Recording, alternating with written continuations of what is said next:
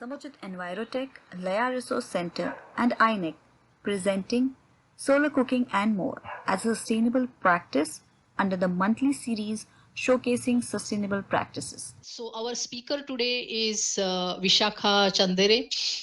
She has started a green social enterprise called Urja Box, which I think focuses on out of the box thinking around solar cooking. Since she is going to talk about her work herself, I'm not going to give any more introduction to her. But before I hand over to her, I just want to uh, give a few logistic sort of instructions. Please keep your mics on mute, and if you can, keep your videos also off to avoid distracting everyone. Please put your comments and questions in chat. We have plenty of time, and I assure you that every question will be addressed. There is going to be just one speaker. There aren't going to be any other speeches or anything like that, and we have solid 2 hours with us. The way we are going to do this is, after I hand over to Vishakha, she will speak for about half an hour or so. Then we will have a break and we will take questions which are there at that point in time.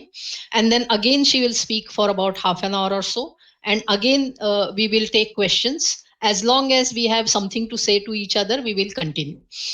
So that's the format that we are going to follow. So with that, I hand over to Vishakha to start with her first installment of today's presentation. Vishakha, over to you. Good morning, everyone, and thank you, Priyadarshini, for this generous introduction about solar cooking and the initiative. It's indeed a nice opportunity to speak because there are no forums where I can speak about solar cooking so passionately. So thank you for making this platform available to me. So the way I'll be going about is I have a short presentation, but I'll be speaking more because the slides are, I've put very little information on slides. If you have any comments, suggestions or questions, you can ask me. You can just stop me during this, put your questions in the chat box. But if I'm doing the presentation, I won't be able to see the chat box immediately. So yeah, don't worry, Vishakha, we'll take a break after half an hour and I'll ask you the questions that come in the chat box during that time. Okay, that's all right. All right. So you just continue. Questions will keep on coming in chat box. Don't worry about that. Okay, fine. Right. So just give me a moment while you put up my presentation.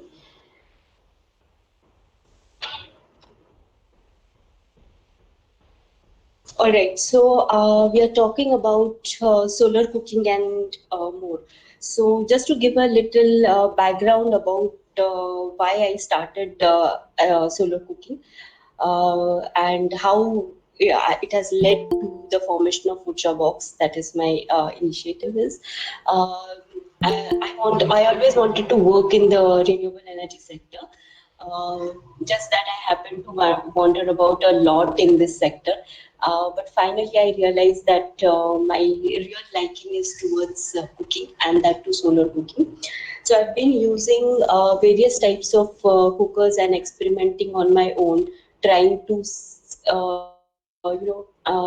check reactions from other people when they listen about solar cooking. And because I have used solar cookers for quite some time, and I've seen the benefits of using solar cooking for myself, I kept on wondering for years, why is it that this wonderful device is not being used widely, is not being promoted? A complicated technology like, say, using online payment, which even an uneducated person can do, gets promoted and widely accepted. But solar cooker, which is a very simple device compared to a mobile phone, and very efficient, very effective, connects with our day-to-day activity of cooking and eating. Why is it that it is not being adopted so widely? or is not being used so widely. So when I went into searching all the aspects of it, several revelations made me to design the concept of Urja Box and to start a small initiative towards promoting this wonderful device. Let's see where it goes, because everyone whom I talk to about solar cooking, they seem to like it. They seem to say that yes, it's a wonderful thing to cook using sun's energy or using solar energy. But while everyone likes it, or while everyone wants to use it, there are a very minuscule number of people who are actually able to do it. So why is it so? And I'm trying to answer, or I'm trying to facilitate solar cooking through my initiative, and we'll see more about it. The presentation which I have designed is right from the science of solar cooking to types of solar cookers, how we are using it, why we should use it, and a little bit about what we are trying to do through it. And then we can have lots of discussion around that. And I would really look forward to your inputs to make this initiative more successful. So as we know that India is a sun-blessed country, and we have lots and lots of sunlight available in India. Um, and this is our resource, solar resource, which has been mapped so well. And we can see that most of our country receives enough sunlight, which can be utilized for electricity generation as well as for cooking purposes. And when we have this resource, there is no reason why we should be really relying on imported fuels. So making smarter choices is what we have to move towards. Um, when we talk about solar cookers, the first question people generally ask is what we will do in the rainy season, or how much can we use it daily, or how often can we cook our meals on solar cookers. So here, one thing what I would like to say is uh, we cannot or we do not have just one stove at home at any given point of time. None of our households have. We have always have a combination of either LPG or and electric, or LPG or biomass. These combinations are the most widely used ones. Some houses have biogas and LPG, some houses have biogas and electricity. So it all depends on what resource or access you have, and how much awareness you have about the available options for cooking that you have. So when it comes to sunlight, we have enough sunny hours to utilize them for cooking. And on an average, we can use solar cookers efficiently for almost 210 days out of 365 days in a year. Okay. So this is some statistics about how much sunlight we have. How do solar cookers use work? More, the universal law of energy conservation, which says that you cannot create or destroy energy, but it can be converted from one form of to another. So we are actually converting sunlight into usable energy for cooking here. So anything that we are doing with energy, we should never forget the law of conservation of energy. So with solar energy, what happens is there are two aspects of solar energy, as we know: thermal energy and electrical energy. Now, thermal energy mostly is used for solar water heaters, dryers, and cookers, while the electrical energy is used with the solar photovoltaic cells to generate electricity. Um, when it comes to solar cooking, we can do solar cooking either using photovoltaic or using the thermal energy. So there are induction cook stoves that have been designed uh, uh, which use solar energy from the photovoltaic cells for cooking. And otherwise, there are various models of thermal devices, that is thermal solar cookers, and they are also used for cooking. So solar energy can be used in both ways, that is electrical as well as thermal, for cooking purposes. So mostly the principles which are used in solar cooking will be absorption, that is capture the heat of the sun and retain it, like the greenhouse gas effect, that's the box type of solar cooker which we have seen. Reflection, that is reflect sun's heat as much as possible from a reflective surface and concentrate all the heat in one at one point, at a focal point, and the temperature at that focal point is so high that you can cook on that high flame or high heat focal point. So that is the reflection principle that is used in, that is mostly used in the parabolic kind of solar cookers. And parabolic is used to capture heat and retain the heat between the vacuum surfaces, so that there is no loss of heat and the temperature is very fast. So that's the vacuum type of solar cookers which have recently been introduced to the array of solar cookers. So largely these three principles are used for solar cooking, and they have been efficiently used for different devices. Types of solar cookers. So most of us know the first type of solar cooker, or have seen the first type of solar cooker, which is the box type solar cooker, which was promoted very well in the around 1980s, 90s period.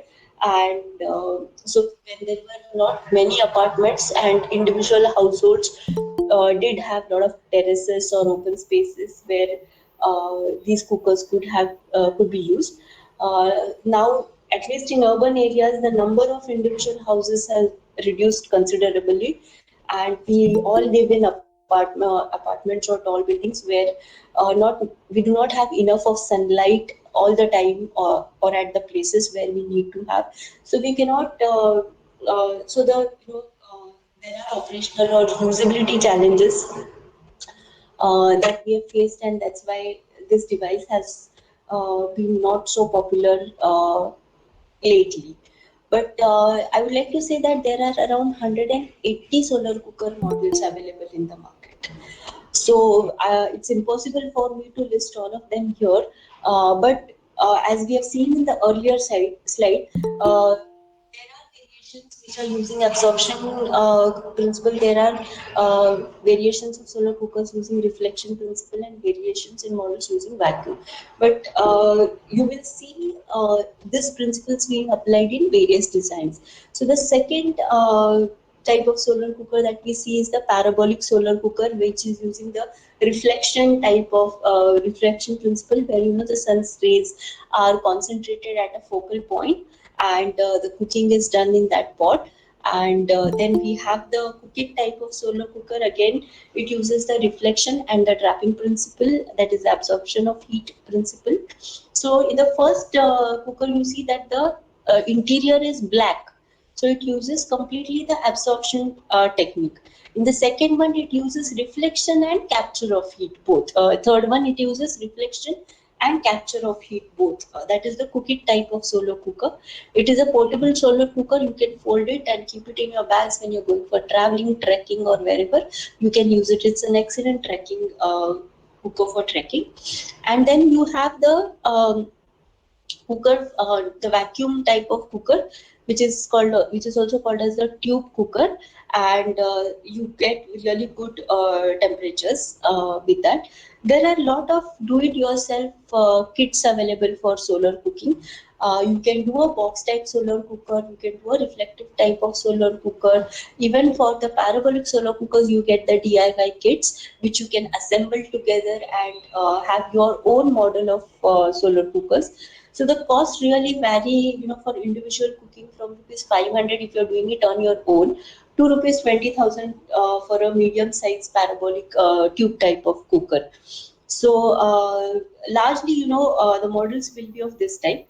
Then in solar cooking, temperature-wise, the division is that you can attain very high temperatures. So if the canteen in Shirdi, it operates on solar cooking. So around 10,000 meals are cooked using solar cookers in Shirdi, where they are using a concentrating type of technology that is called the CST technology, where very large solar arrays or parabolas of arrays of parabolas are built, and a fluid is run through these parabolas, where either it is water or oil depending on how the system is designed, and that fluid is converted into gas at a very high temperature, and that gas or that vapor is used for cooking in kitchens.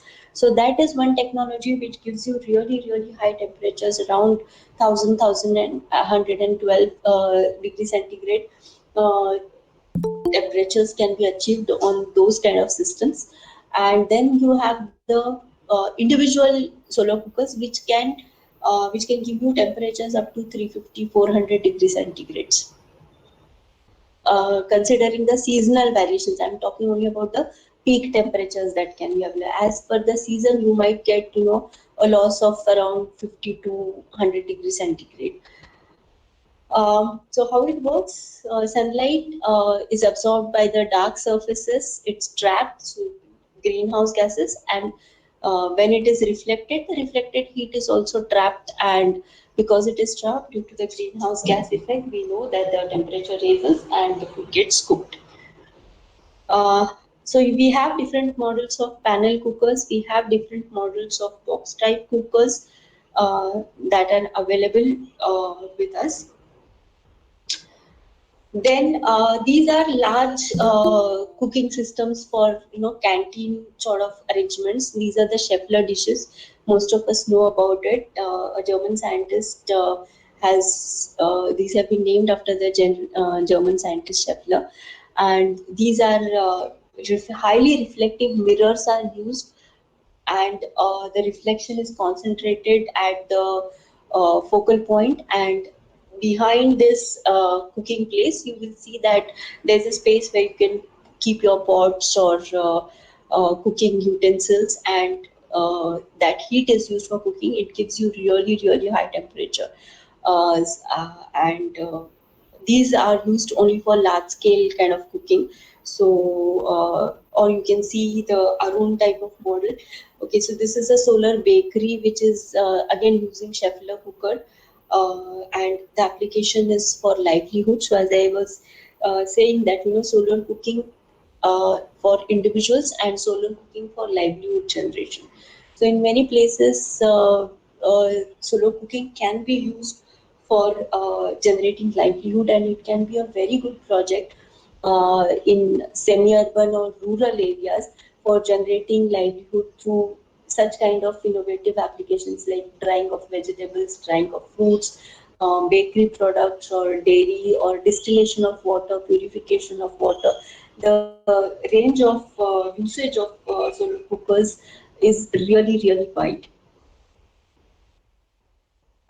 These are the industrial applications of processing food or processing water or processing fuels that is being used. If you have been to Somnath or a place by where these leprosy patients are there. So in Somnath they are using one of the Arun models, the right hand side model, for cooking rice using solar energy. So this is for industrial process heating, wherein the heat is used for either water or steam generation, either heating water for industrial purposes or for steam generation, or for even high temperature painting wherever is required is done using this kind of solar cookers or solar concentrators, I would say. Um, This is a variation, an innovative model of solar cooker which has both the technologies of retaining heat also. So some people have always used tracking systems, or some people have used molten salt. So even in the vacuum or the tube cooker, you will get a vacuum, you will get a molten salt battery which can be used to which can be used to cook after the sunset also. Because the molten salt will store energy, heat energy, and that can be utilized later on. So you can be really innovative with your design. The beauty of solar cookers is that sunlight is available to everyone free of cost. Unlike any other fuel, where you have to go to fetch the fuel or you have to pay a price for the fuel. And second important thing is that you don't have to have a fuel chamber as such. Like with any other device, like with LPG, you need a cylinder, you need a bottle of LPG for cooking. So the fuel and the cook stove. Now here the fuel and the cook stove are integrated so well, blended so well that you don't need a different chamber for the fuel storage or whatever. So whenever it is available, you cook using solar energy. Again, this is a different model of panel cooker, different model of the box type cooker itself, which can be carried. The point what I want to emphasize here is you can be really innovative about using whatever type of model suits you. If you want a very small solar cooker made out of a petty cash box, which can fit into any window of your house, please go ahead and design your solar cooker and use it in a very small space also. So if you get sunlight in your gallery, say only for 3 hours or 4 hours a day, and the space is very less, you can have your own small solar cooker design and it can do things for you. And these are the evacuated solar tubes, that is the vacuum tubes that we have been talking. Again, there are around 8 to 10 different models of cookers available in the vacuum type of cookers as well. This is a comparison of different kinds of solar cookers that are available, and the comparison tells us about the speed of cooking. It tells us the capacity of the food that you can cook in every cooker, uh, performance in the cold weather or windy weather, how it will perform, when the light is low, how much attention you need while cooking things on it, what is the durability of every model, what is the portability, whether you can carry it to different places, what are the cooking styles that you can cook, that is whether you can roast on it, fry on it, just boil, warm water, or reheat things, how can you use those solar cookers, and what are the costs of the solar cookers.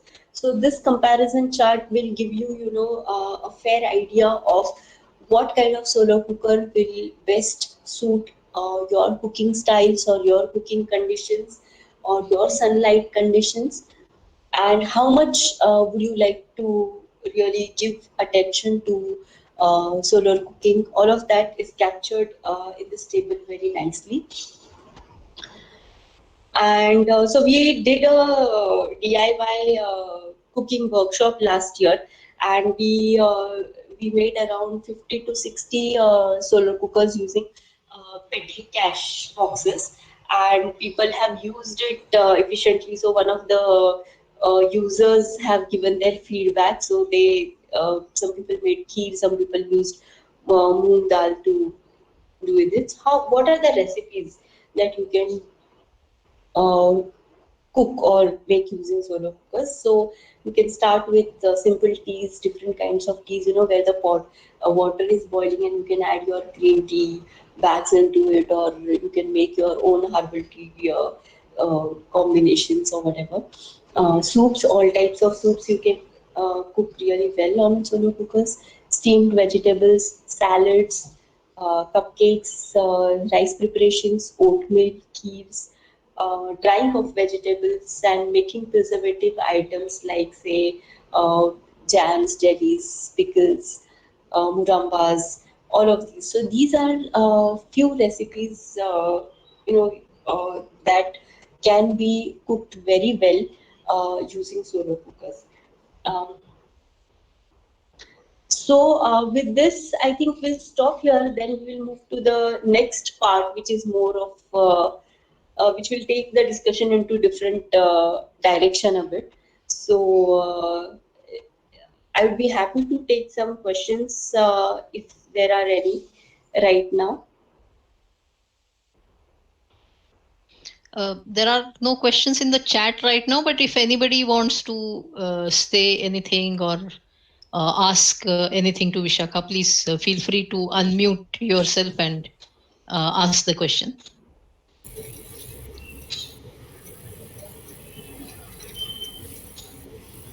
Hello, this is Swati Kare.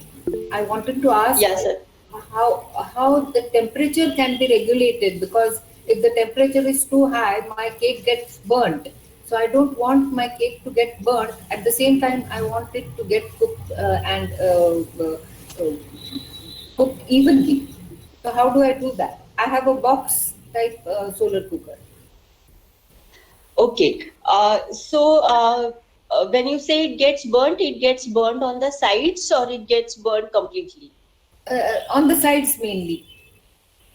Okay. And what kind of? If the temperature is too high, it doesn't rise properly, only it gets burnt. I have a box solar cooker. So what do I do? And what kind of vessel are you using? Aluminium. Aluminum vessel you are using. Is it black coated or is it? Yes, it is black coated. Okay, fine. So 2-3 things I would like to say. First is you can preheat. But first, say for example, if you're starting, if you want the cake to be ready, say by 12 o'clock or yes, between 12 to 1 o'clock.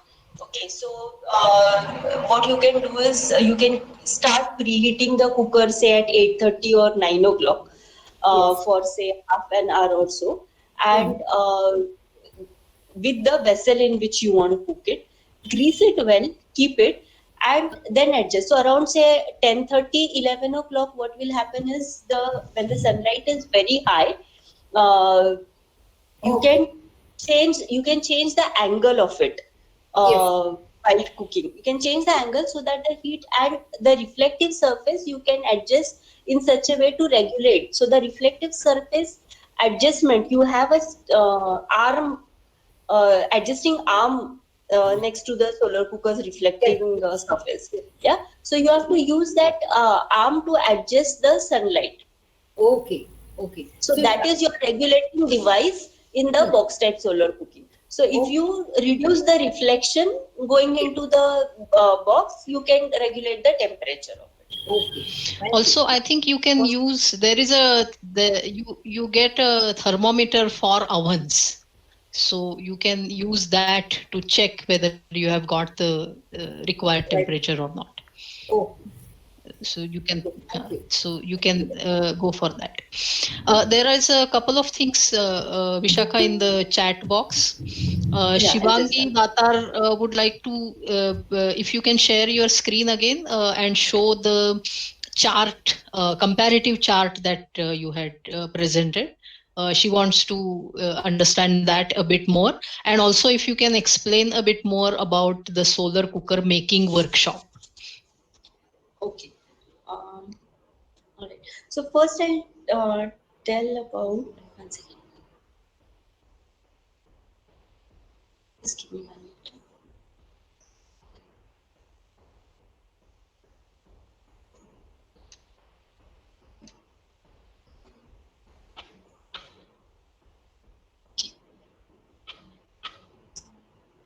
Is it visible now, the chart? Yeah. Okay. So here is a chart which will tell you which kind of solar cookers you can use and what are the parameters against which you can choose. About the solar cooker making workshop, at the end of this workshop, I'll share at the end of this webinar, I'll share a link with you wherein you can give in your requirement and we can conduct it. Usually, we have conducted around 2 to 3 such workshops when there were no restrictions on meeting people or coming together.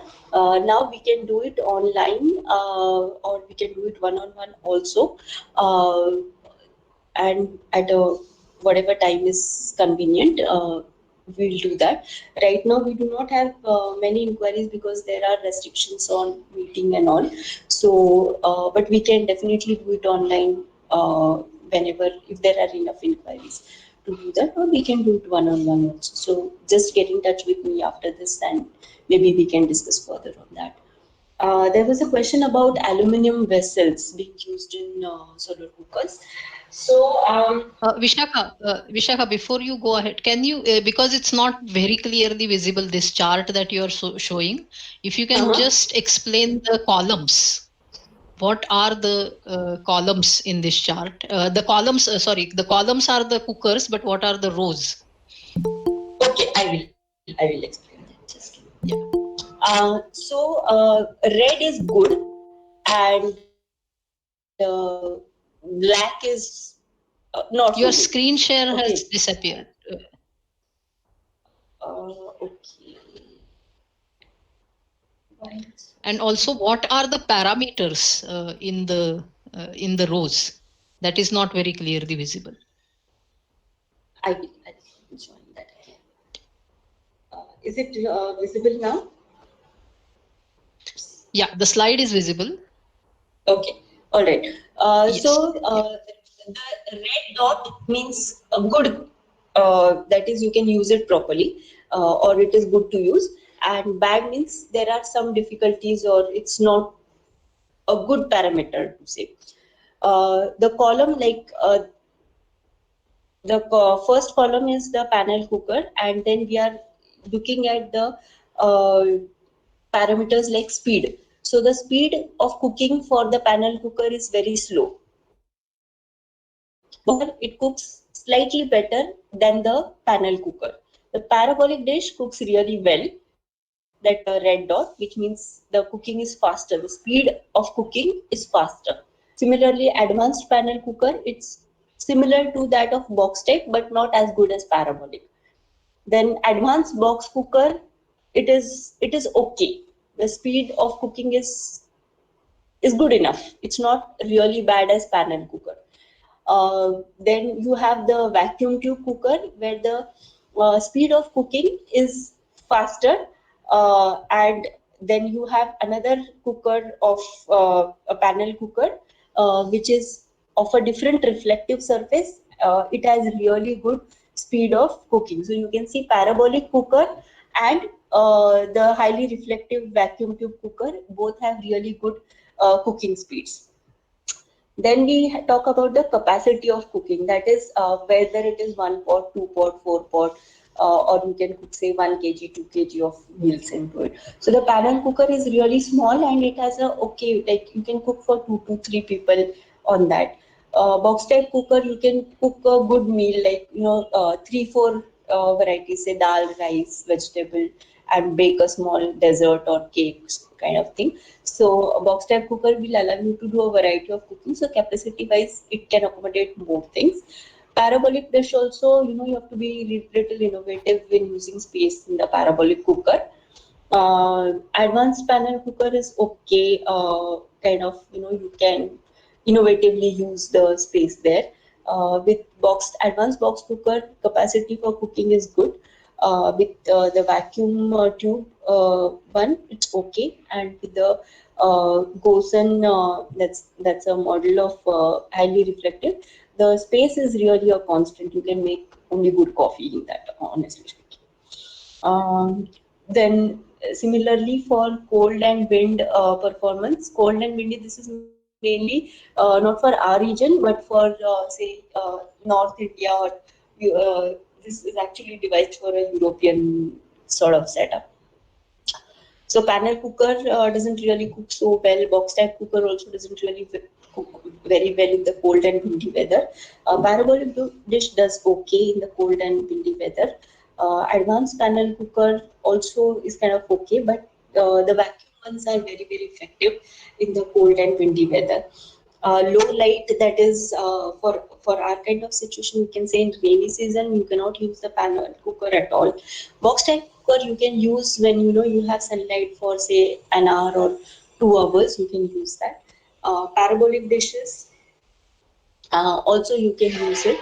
Advanced panel cookers are kind of okay to use, but not really good. But yes, the vacuum will cook very well even when the weather is cloudy. You can get good temperatures. That is, I have got temperatures in this weather in rainy season around 75 to 80 degrees, which is good enough to make some tea, soup kind of things, or reheat food that has otherwise been cooked.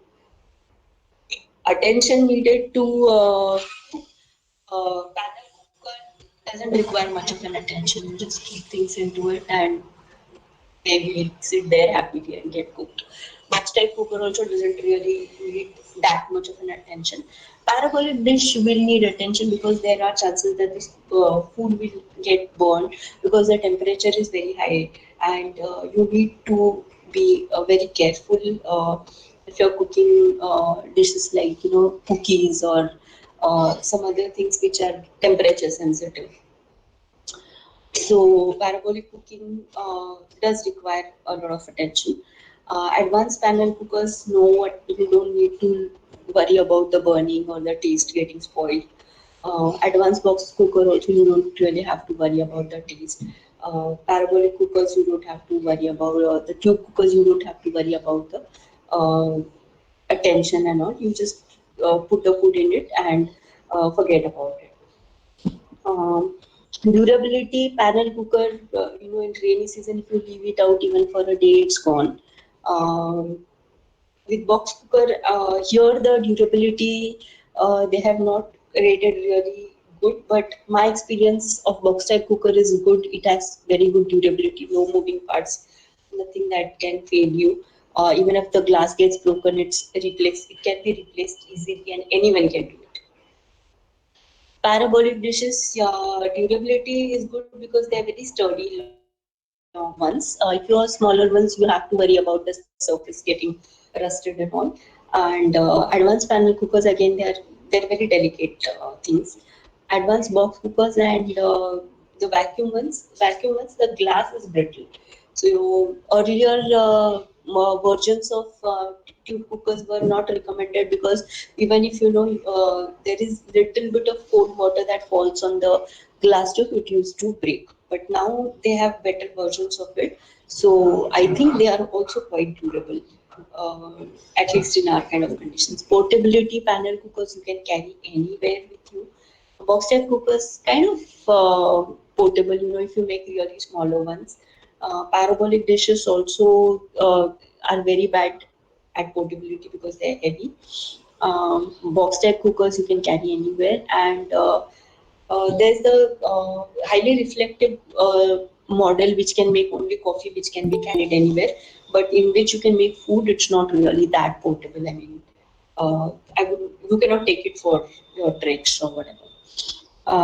Then cooking styles, with panel cooker, there are very few things that is only boiling can happen properly. With box type cooker, also boiling, baking can happen. You cannot really, or to some extent, roasting of groundnuts, roasting of rava kind of things can be done. Again, with parabolic dish, because it is temperate, the temperatures rise very quickly, very at too high temperatures. You can do versatile things in that, but then safety sometimes becomes an issue with that. Panel cookers, you can do very little things, but with the tube cookers, you can do almost anything: cook, bake, roast, boil, whatever you want to do, you can do. Cost-wise, panel cookers are the best. You can make a panel cooker in as less as 100 rupees also. Box type cookers also are not very costly. You can make your own cookers, or you can buy also at very low price. Parabolic dishes are costly. Advanced panel cookers, again, you can make on your own. Cookers also are okay kind of thing. With the vacuum ones, they are really costly. The minimum price can start with 17,000 rupees. So that's the table. Do we have any more questions? Yeah, thank you. There's the question about aluminum vessels that you were talking about. Yes. So with aluminium vessels, it's not necessary that you use aluminium vessels. If you have, you can be very innovative with the materials in which you cook. I have even used paper cups. You can use glass, thin glass, if you have the ones which we use in laboratories. That kind of borosilicate kind of. Uh, glasses which are used in the laboratories for chemistry experiments. Those kind of glasses can also be used, or plastic covers can be used for cooking. Aluminium foils that you can use those also. You know. But if you want to avoid aluminium totally, then you can use very light stainless steel also, low grade stainless steel, or but I would prefer porcelain. Porcelain also you can use very well, and then you can be very innovative in the way you use it also. So, for example, if you get some molten sand, and if you just lay that molten salt at the base of your cooking device, whatever, even if you're using a panel cooker or a box cooker or any cooker, and keep your vessels on that, you can retain heat for a longer time and cook faster or in a nice way. So if you're using aluminum vessels, cook quickly in that and transfer the food into something else. So that also will save the damage of aluminum. But scientifically, there have been no studies, at least I have not come across anything which talks about the really harsh effects of aluminium being used. There is a lot of debate around it, but then again, there are new alloys that are available. So, like in the tube cookers, you get those alloyed vessels which are aluminium vessels but coated with a different material or different alloy. I have also tried using mud vessels on mud pots and solar cookers. So, especially with the parabolic ones, the taste comes out great. So, you can be very innovative. It's not a hard rule. It's your food. You cook the way you like it. So, it's not hard and fast that you have to use aluminium into it. You can use anything, try out different things. Uh, there might be some variation in time, that if you use a good quality iron vessel, then it might take time to cook or in a box type cooker. But if you're using a parabolic cooker, maybe that time will use. So it all depends on the time that you have at hand, what kind of vessel you want to use. Then use on that. If you want to be really um, if you have time, if you like to experiment, then you can try different things. If you don't want to experiment or just go in one way, uh, you can use aluminium for 1 or 2 meals. I mean, that won't harm as much. Do we have any more questions, or can we go to the next slide? We will move on. There are people who have used different types of cookers, so we will hear their experiences at the end. But Okay. Let's continue with the topic now. Yeah. Okay. So now, why solar cooking? That is something which I have been trying to find for a long time. I do solar cooking because I like it, and I like cooking. I like to cook anything. So I've tried using different fuels, and I like to cook. So I like solar cooking because I feel that if there is a free fuel available, that should be given the first preference. Plain and simple. But when it comes to that is my individual way of thinking. Not everyone thinks like that. So when I try to find out different reasons of why people use the fuels they use, like if I use LPG, why do I use LPG? If I use electricity, why do I use electricity? Okay. And the newest trend is that people want to have use more and more ready-to-eat foods. So, what kind of fuel will you use to just at least little bit of processing, that at least add warm water to whatever ready mix you're getting. So, how are people selecting how they want to cook, what they want to cook, what fuels they want to use? So my answers would be that because sun is available to us. We can use it effectively for most of the times. Because I work in the climate change sector, or I'm passionate about saving the environment and working for the climate sector. I bring in that angle also, that cooking at least one meal on solar cookers saves around 80 to 120 kgs of emission, at least monthly basis, I would say. Low cost, easy access, and you get great taste. I mean, if you eat few dishes like say dal or just steamed vegetables on which are done on solar cooker, you would never ever eat pressure cooked food. So if you care really about the nutrition and taste, I would suggest that yes, solar cooker are the way to go. I also think that it's an effective tool for time management. So many people are worried that it's a slow cooker after all, and today we want everything 2 minutes में हो जाना चाहिए सब कुछ. The better cook I am. That is the perception many people have, that if you're taking time to cook, which means you're not a very good cook or you're not efficient in kitchen. There's a famous food philanthropist. His name is Michael Pollan. Do try to listen or read his books on food. He has done a series called Cooked, and that's available on BBC, I believe. So he says that time is the missing ingredient in today's food and relationships.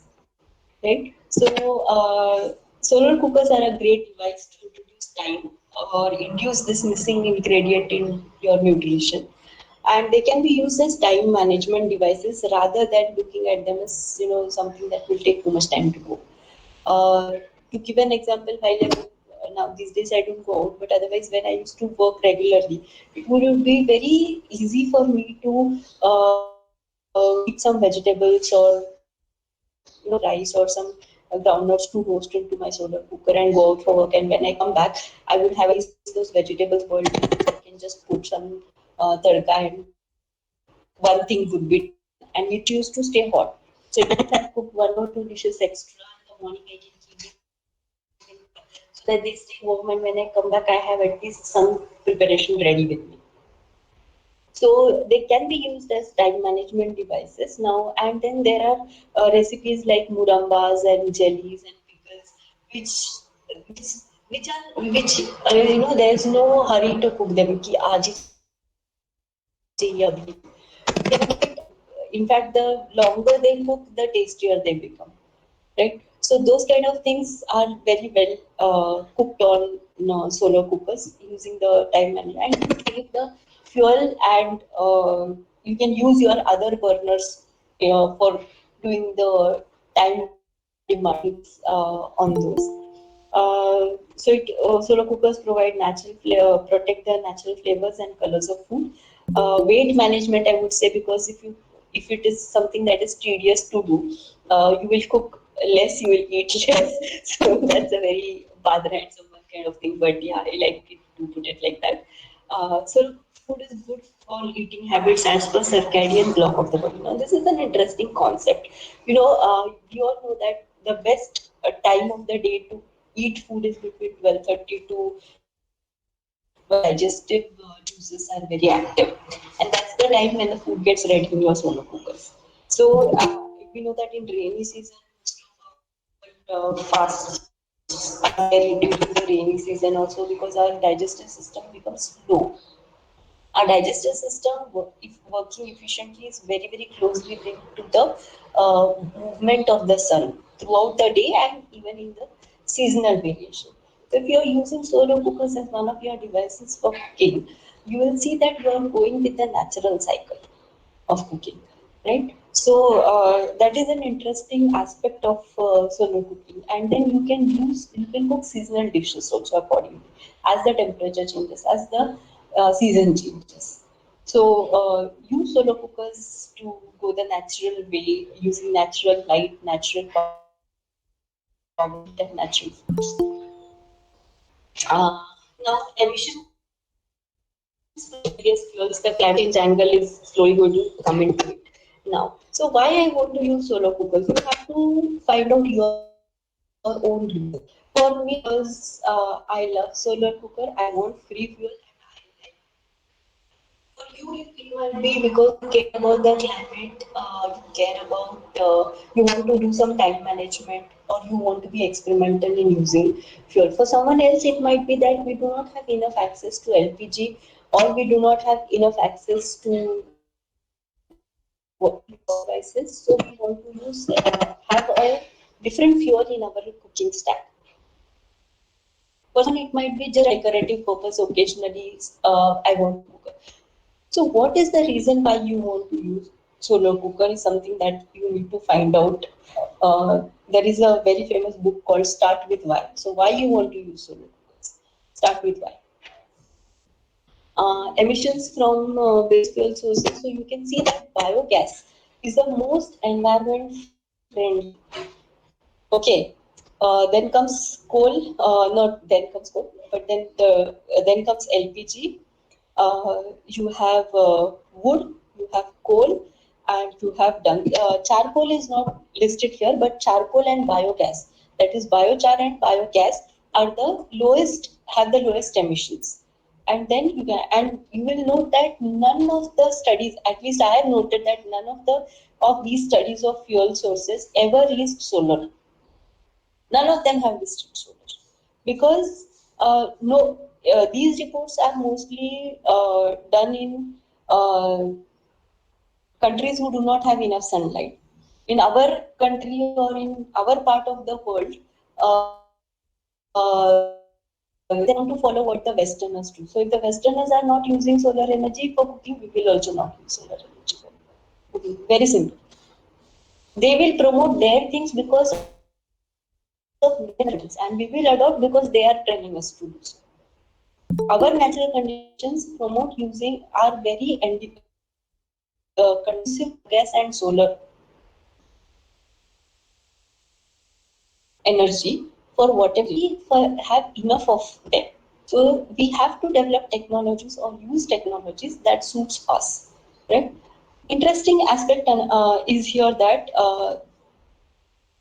a food which has been developed around using, say, wood or biomass, which can be a combination of wood and cow dung. Our recipes have been designed around those temperatures. Interesting aspect is that here we are only the emissions, but we are not comparing the amount of heat generated by sources. Cow dung, which emits higher number of CO2, also generates the highest emission.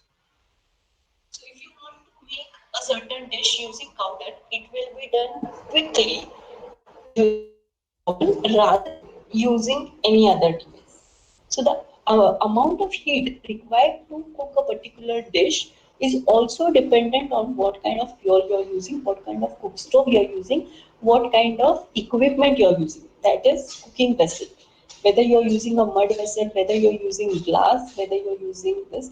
So a combination of all of these will actually decide your emissions. What your emissions are.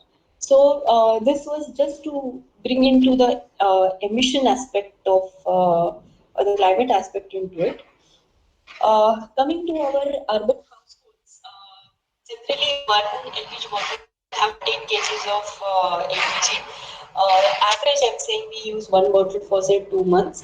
And, so the daily usage in kgs is around 0.2 kgs. Yearly usage and the emission factor. So the LPG cooking emissions are around somewhere around 250 to 300 kgs of CO2 and units of electricity where we are using say our ovens for say boiling milk, making rice, or just reheating. Vents are mostly used for reheating purposes, so or baking kind of things. So these are the emissions. So on an average, an urban household emit 0.8 to 1 ton of CO2 every year from the cooking activities. If you are able to substitute at least say 30 to 40% of your cooking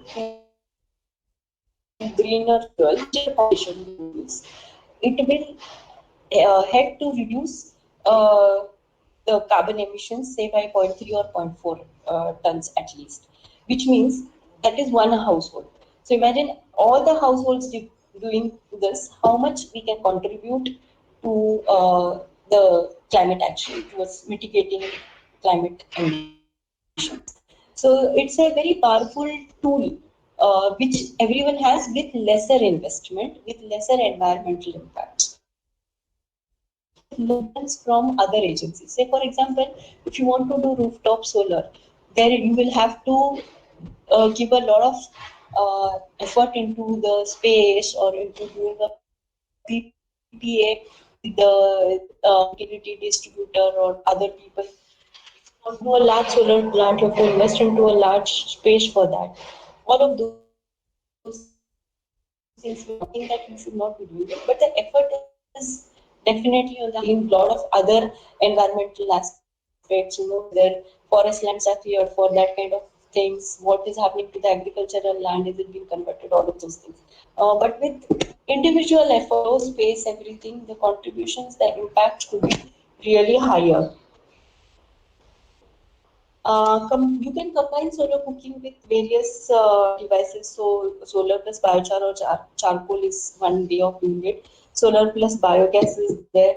Using solar cookers and other green fuels as a service. So as I said that with Urja Box, our initiative is to set up solar cooking stations or green fuel stations so that people can try and use it. There are many apps using green fuels or using particularly solar. So to unless it is demonstrated properly, or not how to use it. So that's the purpose we are trying to give through our service. And livelihood creation obviously is another aspect to it, whether in rural areas or semi-urban areas. We can see that using solar cookers, a lot of livelihood generation opportunities might come. I have few friends with solar cooking, so you can see what are ragi biscuits, cakes, makhana in there, sprouts in there, solo soups are there, rice. This is I have used biochar for it, and we are doing rice in a mud pot in our house with biochar. So there are various of vessels that I have used, as you can see in this. Different kinds of dishes have been cooked using different green fuels. To say. Recently, through Urja Box, we ran an activity where, as I said, I was trying to find out what fuels they use and why they use the fuels they use. So there are so the aspects that we studied was that there is low awareness. People do not have enough, have not seen enough successful models, or have there is no hand holding. In a couple of places, for this midday meal kind of things, and there was no hand holding. People were not told how to use it efficiently, what all you can do, how you can use it as a time management device, in which season how you have to use it. Without holding, they were just given out those solar cookers, and then obviously the result was that because they didn't know how to use it efficiently, the whole activity failed, and the technology gets a bad name there. So I'll just play this video where you will also see how awareness and access makes a difference. Please let me know if you can't hear this video.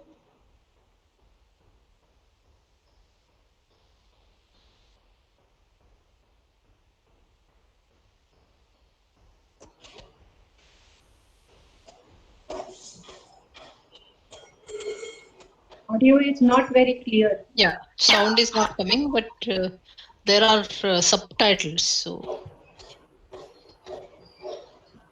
no, audio is not coming through, Vishaka.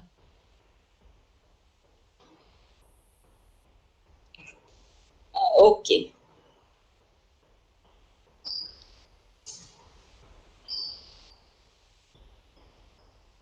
I think you just look at the because she's all speaking low. Your voice is also breaking in between, so that's maybe there's a connectivity issue. That's why the video is not running properly. So maybe you can just summarize what they both have talked about. Yeah. All right.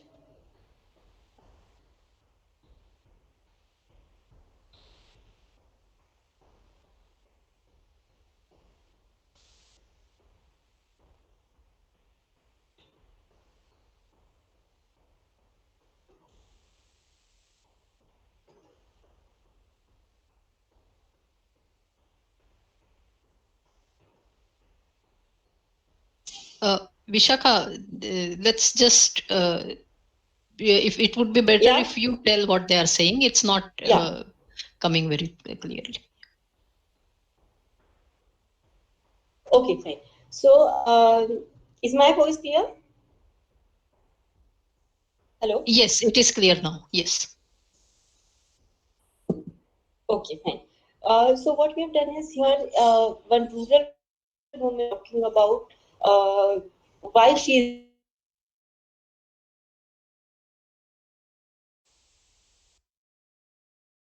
No, your voice is breaking again.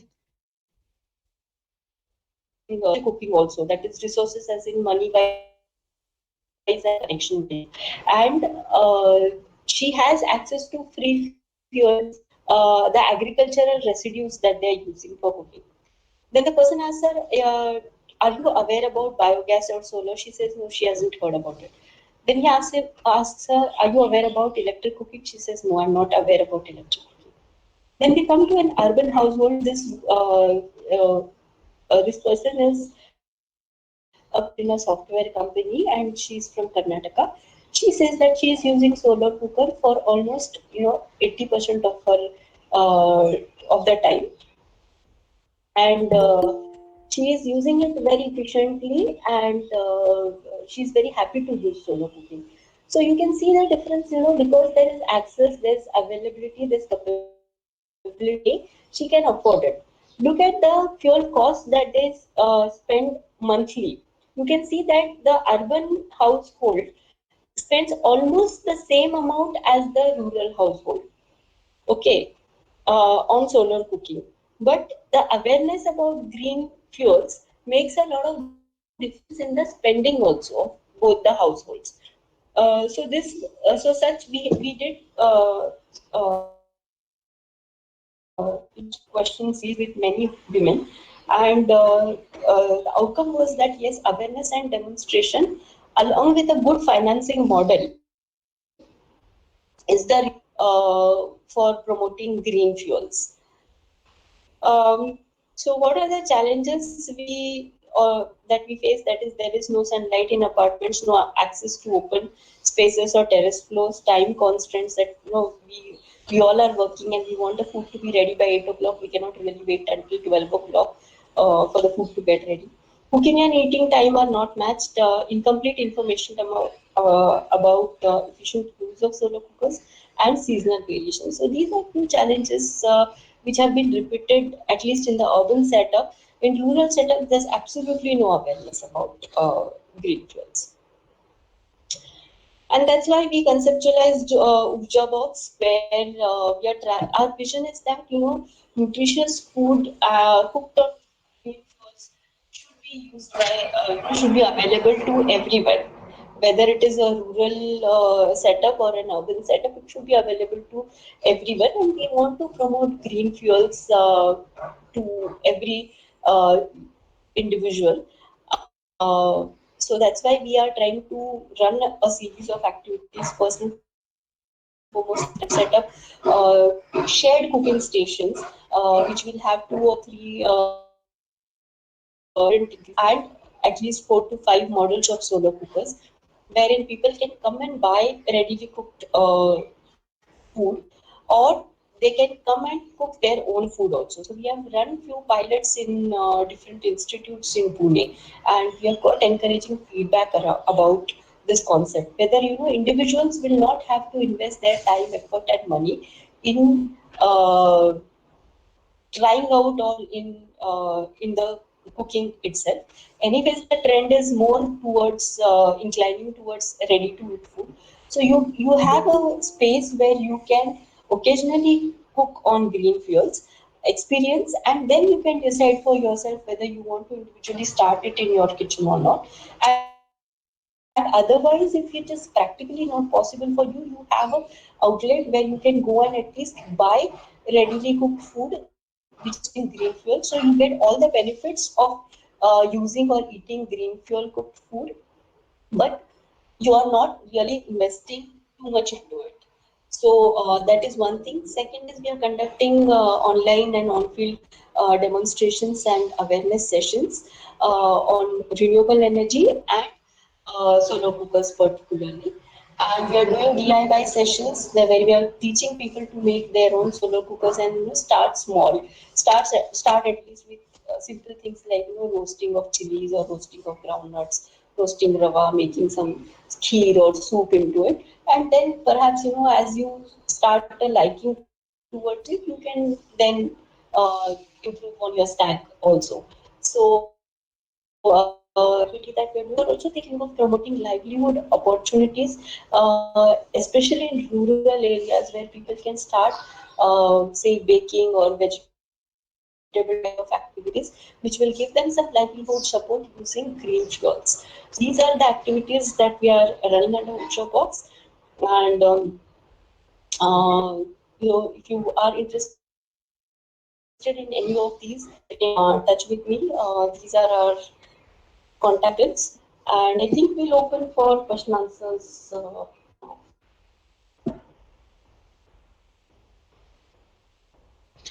Thanks, Vishaka. Can you just repeat your ending? At least I couldn't hear it properly. Shall I start from what we do at UrjaBox? No, that was okay. Just the last couple of minutes. Okay, fine. So what I was saying is that if you are interested in any of these activities which we are offering, whether you want to set up a cooking station in your office or in your school or wherever, please do get in touch with us. And if you want to conduct any online awareness sessions, if you want to do a DIY cooking solar cooker session, or if you want to know about solar recipes, that I have a solar cooker, I want to try out this recipe, what is the best way of doing it, we'll be able to help you in all of these things, and you can get in touch with us write to us. We are very much active on Facebook and Twitter as well. So that was it. Yeah, okay. There is either a problem at your end or my end. Am I audible? Yes. Yes. Can you hear me? Yes. Okay, great. Fine. So basically, yeah. Vishaka, it would be great if you can put your contact information in chat, because that's something people have been asking for. Any more questions to Vishaka? There were a few disturbances in between.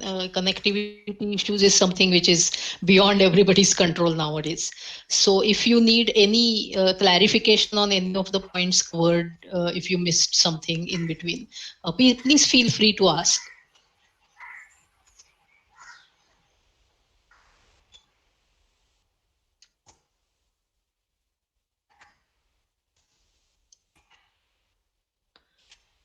Okay, there are a couple of questions. Which type of cooker is available or viable for slum areas and labor people to use? That's a question from Carmen Marwada.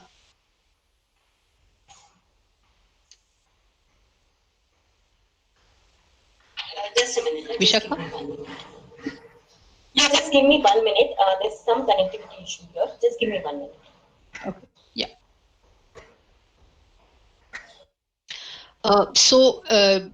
There was a lot of disturbance when the video Vishaka was trying to play. Basically, what comes out from those videos, and you can see those videos on the website of UrjaBox.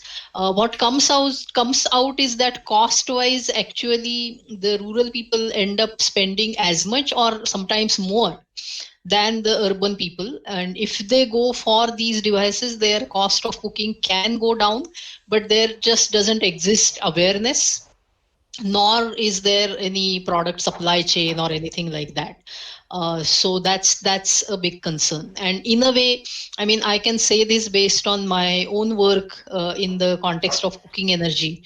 The whole focus on LPG as the only solution for everybody's cooking problems is a highly unrealistic approach that unfortunately government of India has taken, which has shrunk the space for all kinds of green fuels and green cooking technologies, which unfortunately is locking rural people into inefficient and smoky cooking. That has become the outcome of the overemphasis on LPG, ironically. So somewhere this ground reality has to be brought forward, and hopefully it will induce policies to change. So in that sense, do check out the videos which are there on the Urja Box website, and it would be great if everybody can share also their experiences. Yeah, Vishakha, if you have solved your problem. Yes, yes. So I'll just take the question regarding the slum areas. Yes, yes. So yes, I think box type cooking would be more beneficial, provided we give them all the know-how about using it efficiently. One, and in slum areas, mostly we have we are thinking of designing a clean cooking station kind of a solution that will be more useful for, especially for migrant workers who do not have enough space or access where they can have an LPG connection or enough electricity connection. They can use this shared cooking facility for their cooking and eat, ready to eat food option also. So in slum areas, a shared cooking facility will be more logical approach or a more effective approach to have. That is what I feel. I hope I have answered that question. Hello? Yes. Which quality of cooker is best, and for which type of cooking? I guess that's like which type of cooker will you recommend for which type of cooking? I think that's the question. Yeah. Okay, so for boiling kind of things, I would prefer.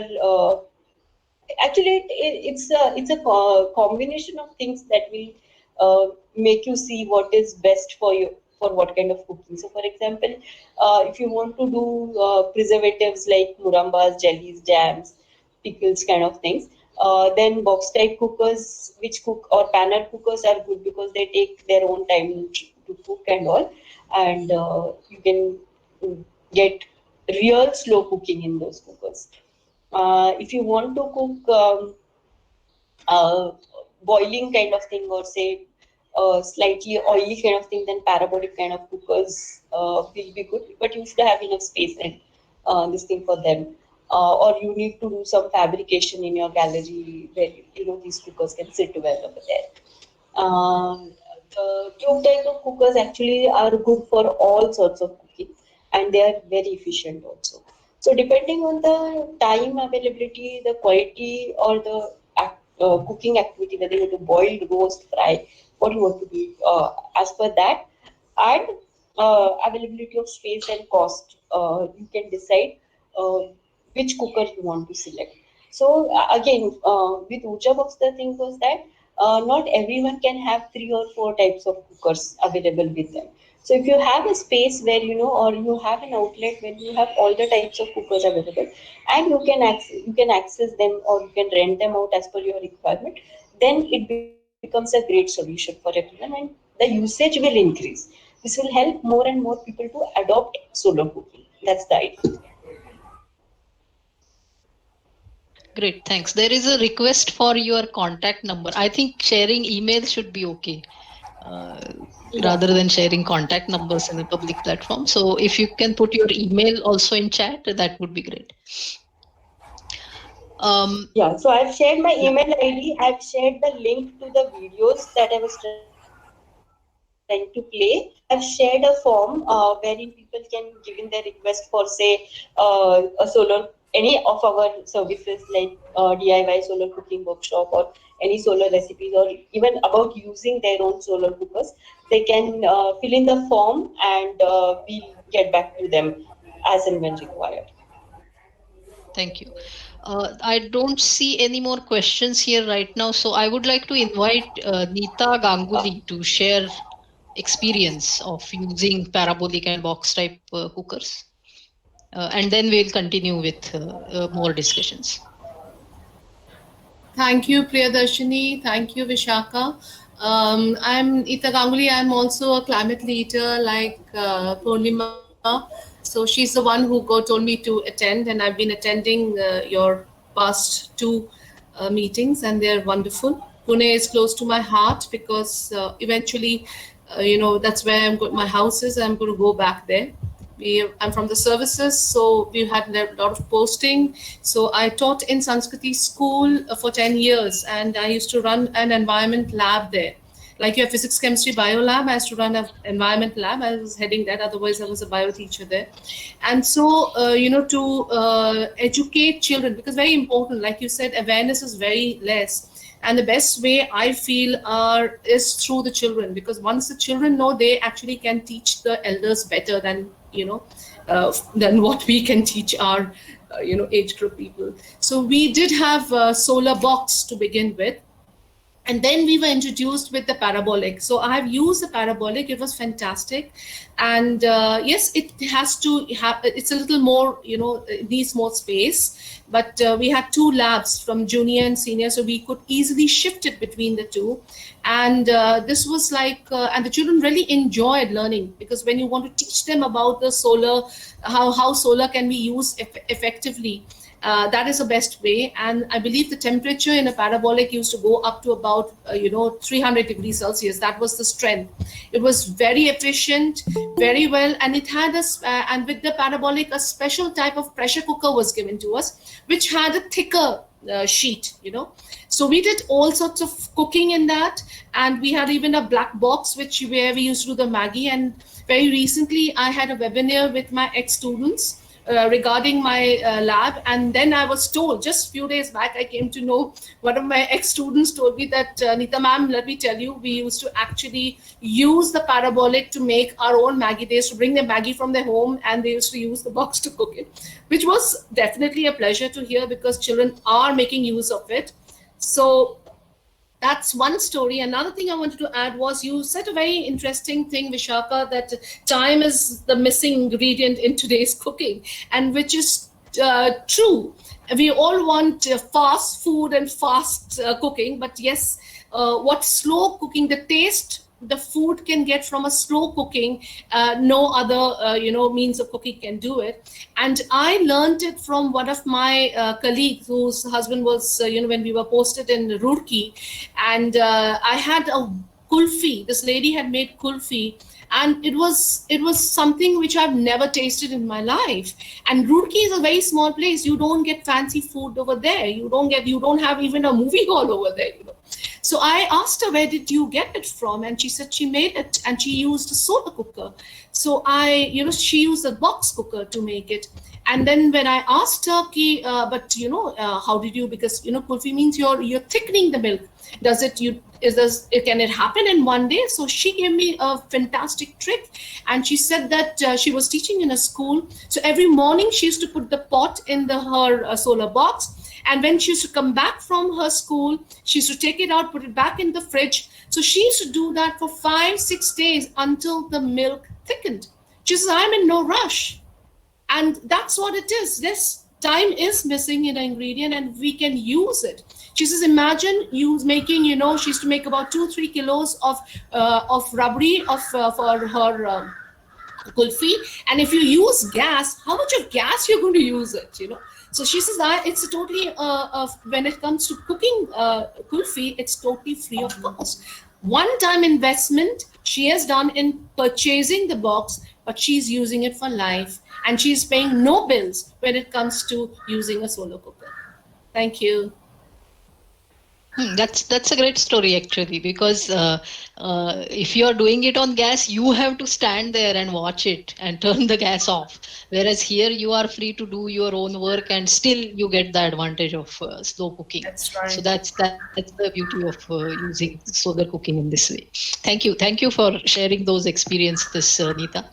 Welcome. Anyone else would like to say anything? Or any other questions? I hope I haven't missed any questions.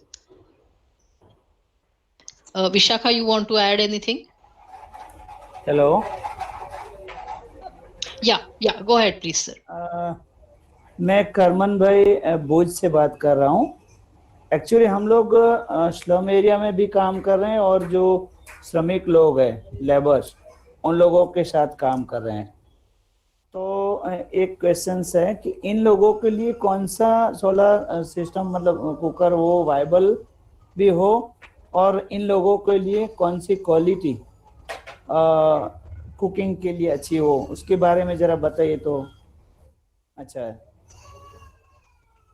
या तो फिर subsidy वाली scheme वाला कोई अगर cooker की schemes है तो उसके बारे में भी अगर कुछ इंफॉर्मेशन है तो.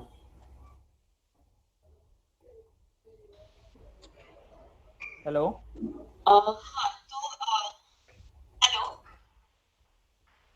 Yeah, your sound is again. Is it clear now? Yeah, better. Yes. Yeah, go ahead. तो सब्सिडी वाली तो अभी कोई स्कीम सोलर कुकिंग के लिए अवेलेबल नहीं है. एटलीस्ट इंडिविजुअल कुकर जो है, जो हम घर में यूज कर सकते हैं, ऐसे कुकर्स के लिए कोई भी सब्सिडी या स्कीम अभी किसी भी स्टेट गवर्नमेंट या सेंट्रल गवर्नमेंट के पास नहीं है. आपका दूसरा सवाल जो था कि स्लम एरियाज में कौन से कुकर ज्यादा सक्सेसफुल होंगे, तो बॉक्स टाइप कुकर्स जो है वो यूज कर सकते हैं. भुज जैसी एरिया में अगर आपको बहुत अच्छी धूप मिलती है तो बॉक्स टाइप कुकर से ही आपको अच्छा रिजल्ट मिल सकता है.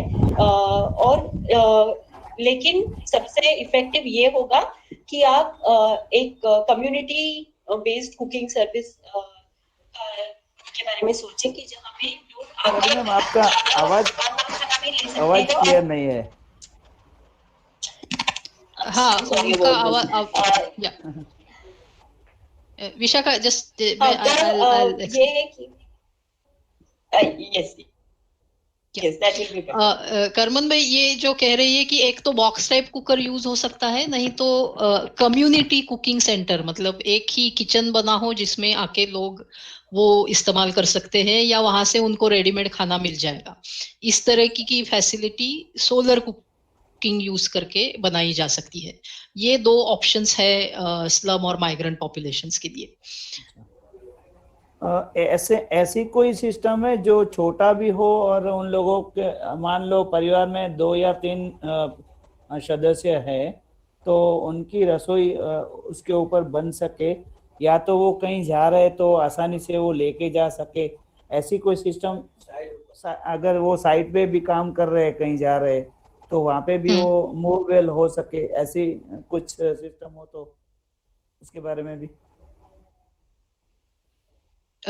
मेरे ख्याल से जो फोल्डेबल कुकर दिखाए विशाखा ने, वो शायद इस्तेमाल हो सकते हैं. मतलब छोटा सा ही बॉक्स टाइप कुकर है लेकिन उसको फोल्डेबल मिरर्स है, पैनल्स है, तो वो लेके जा सकते हैं और उसका इस्तेमाल हो सकता है। एक चीज है लेकिन सोलर कुकिंग में आप वो मतलब रोटला नहीं बना पाएंगे, बाकी सब बन सकता है इस टाइप के सिंपल सोलर कुकर में, तो वो अलग से बना के लेके जाना पड़ेगा, लेकिन बाकी की चीजें गरम गरम वहीं पे बन के आपको फ्रेश खाना मिल सकता है। तो उसकी प्राइस मतलब कितने तक होती है? विशाखा?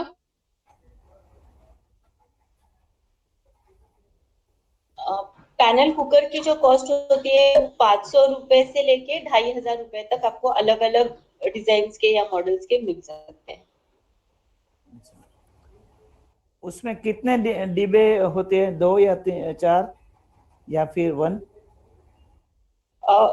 उसमें 1 से लेके 4 डिब्बे तक का आपको मिल सकता है। अच्छा, अच्छा, ठीक है, thank you. Okay, thank any you. more questions? No. Yeah, thank you. तो और मुझे चैट में तो कुछ I can't see any questions in chat. Anybody else wants to share anything or ask anything? Otherwise, we can wind up. Yeah, or a general feedback about session. Yeah, that is already एक feedback. One feedback is there. Nice information about solar energy and cooker. If you have any of you have any suggestions for us regarding the format, regarding the topics that we are covering, please also feel free to give that. Through this activity, this project that we are doing, we are trying to bring together people who are interested in these kind of sustainability focused initiatives so that we can continue with these discussions going ahead. So you can connect with us on our social media handles, Facebook, Twitter, Instagram. You can look for Citizens of Sustainable Pune. Purnima, if you can put in the chat box, that would be great. Also, we have a WhatsApp group. We have a WhatsApp group where we continue with discussing these kind of issues and in general climate change, sustainability, urban issues, even global issues. So is anybody who is interested in joining in these discussions, Purnima, my colleague, will put in chat box the invite for the WhatsApp group also. But connecting with our social media handles will give you information about our other activities. Right now in this COVID pandemic period, we have gone totally online. So we are doing several activities online. One is this type of monthly, we will be doing one event where we will showcase some sustainable practice or sustainable activity. We also do a monthly event which is focused on reading from literature which explores the relationship between humans and nature. So it's a new event that we started during this period. It's still evolving. We call it Date with Nature. So our next event is happening on 2nd of October. But the timing is yet to be finalized, but the theme is wildlife. So we will be reading from different literary sources about humans and wildlife, their interaction in different languages. This event we want to evolve as a multilingual event so that people can read from stories, from essays, poetry from different Indian languages as well as English. So anybody who is interested in this kind of an activity, please do get in touch with us. Purnima, you can also put in your email contact information. The other activities that we do is we also do a workshop on climate friendly lifestyle, in which we show you how to calculate your own carbon footprint and then you can figure out what you want to do with that data, whether you can reduce your carbon footprint further from where it is right now. All of those issues can be discussed. In that process, we also talk about the Indian context of climate change, the climate change impacts that we are facing today and how we can deal with those, and the global politics around climate change. All of these issues get discussed in this workshop. So these are some of the other activities that we conduct as a part of this project of sustainable urbanization.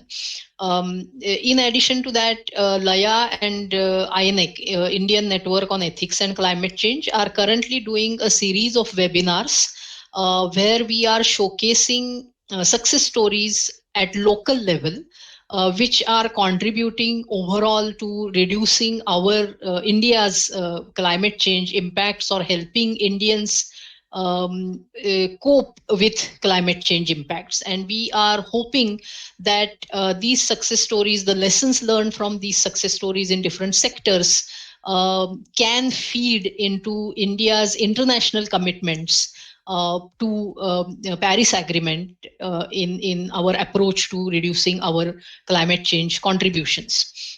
So all of these, you will come to know about these activities also through our social media handles and by connecting with us. So I guess if there are any more questions, now is the time to raise your hand or state the question. Otherwise, we can stop for the day. Vishakha, any last words that you want to share?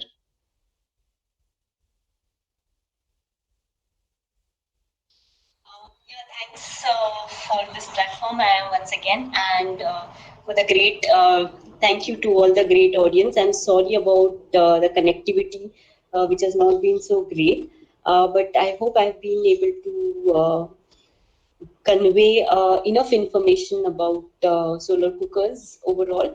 And if you have any questions regarding using solar cookers or how to use them, to start using, where to buy them, and anything else about green fuels, do get in touch with us, either me or Purnima or Priya madam, and we'll be very happy to support you in starting using the solar cookers.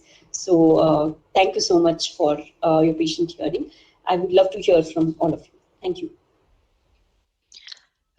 Thank you, Vishakha, for joining us for this rather intensive event where we put the spotlight on the speaker and then nobody else is actually speaking.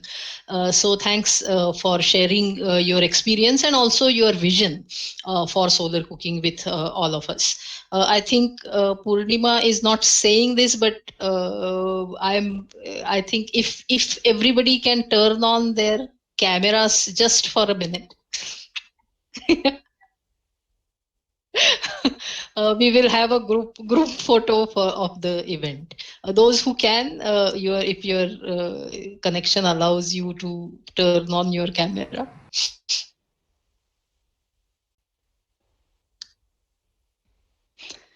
Thank you very much for joining us on a Saturday middle of the morning. So, and I hope that we will be meeting again soon for many such fruitful interactions. Thanks a lot. Thank you, everyone. Thank you.